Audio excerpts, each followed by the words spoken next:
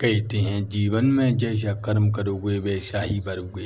एक ऐसी ही कहानी है एक बैल और एक किसान की और चोरों की। एक बार क्या होता है, एक किसान था, वो अपनी मेहनत कम करने के लिए एक बैल लाता है 1500 रुपये का और सोचता है कि अब मेरी मेहनत कम हो जाएगी, मैं जल्द से जल्द अपने खेतों को जोत पाऊंगा और अधिक से अधिक मेहनत करके अधिक से अधिक पैसा कमा पाऊंगा। ऐसा सोचते हुए किसान आता है। रास्ते में उसे 4 चोर मिलते हैं जो कि ठग के बेटे थे, जो कि रास्ते में चलते हुए किसी ना किसी को ठगते रहते थे। और वो उनसे बोलता है कि हमको ये आपका बैल चाहिए, आप इस बैल की कितनी कीमत लेंगे। तब किसान सोचता है ये बैल तो मैंने 1500 को लिया है, अगर ये मेरे को 2000 दें तो मैं इसको बेच दूंगा। ऐसा सोचते हुए किसान बोलता है ठीक है, आप इसकी कितनी कीमत देंगे। तब वो चारों ठग बोलते आप इसकी कीमत बताओ, हम जैसा देख लेंगे। तब किसान बोलता है इसकी कीमत मैं आपको इसको 2000 में दे सकता हूँ। तब वो चारों ठग बोलते हैं ये तो ज़्यादा हो जाएगा। तब वो चारों ठग बोलते हैं क्यों ना हम इसका फैसला पंच के हिसाब से किया जाए। जब वो किसान बोलता है पंच के हिसाब से कैसे, कि जो भी इस रास्ते से निकलेगा हम उसी को पंच बनाकर इसका फैसला तय करेंगे और जो भी वो इसकी कीमत लगाएगा उसके हिसाब से हम अपना सौदा करेंगे। तब किसान थोड़ा बहुत सोचते हुए समझते हुए बोलता है जी इसी आपकी मर्जी ठीक है, और मान जाता है। तब थोड़ी बात वेट करने के बाद एक वृद्ध व्यक्ति आता है और उनके पास से गुजरता है। तब उन्होंने प्रण लिया था उसके हिसाब से उनसे पूछते हैं क्यों इस बैल की कीमत कितनी है।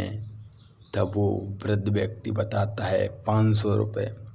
और ये वृद्ध व्यक्ति इनका ही पिता था, क्योंकि ये चारों ठग थे, ठग का बेटा ठग ही है। और 5 ने उसे ठग लिया। तब वो किसान सोचता रह गया मैं तो आज ठगा गया हूँ, लेकिन वो वचनबद्ध था। बैल देकर चला गया और सोचते हुए जा रहा था कुछ तो करना पड़ेगा। ऐसा ही हुआ, जो चारों ठग थे वो अपने घर को जा रहा था, किसान भी उनके पीछे पीछे पीछे पीछे उनके घर का रास्ता देख आया। अगले दिन किसान एक महिला का, सुंदर सी महिला का वेशभूषा ढर के उनके घर पे गया और शादी की इच्छा व्यक्त की।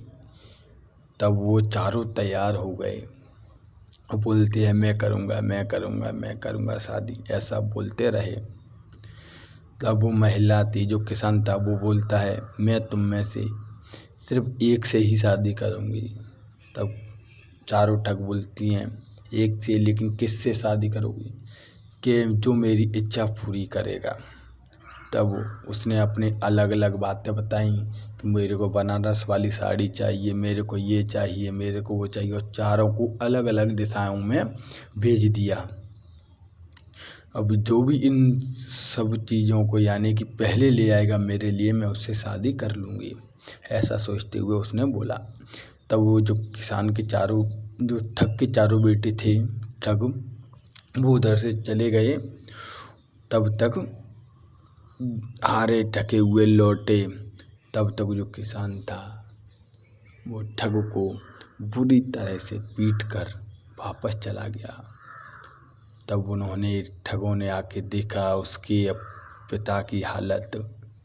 वो सोचने लगे क्या ये तो शायद वही किसान था, लेकिन क्या करें, वो दांत पीसते रह गए, क्योंकि उस किसान का घर का रास्ता तो कोई भी नहीं जानता था। लेकिन दूसरे दिन फिर वही किसान वैद्य का वेश धरते हुए आया और फिर चारों को जड़ी बूटी लेने के लिए गांव से बाहर भेजा। फिर उसे पीट के बांध के पेड़ से और अपनी बैल को लेकर चला गया। जब फिर वो लौटे फिर उनको समझ में आया कि जीवन में अब कभी किसी को नहीं ठगेंगे, क्योंकि हम जैसा करते हैं वैसा ही वर्ते हैं।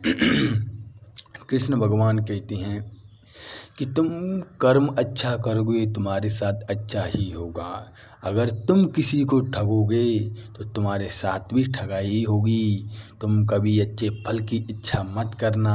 अच्छे फल की इच्छा करना है तो अच्छे कर्म करो, उसके बाद तुमको ऑटोमेटिकली फल मिल ही जाएगा। आज नहीं तो कल मिल जाएगा। इसीलिए अच्छे कर्म करते रहो।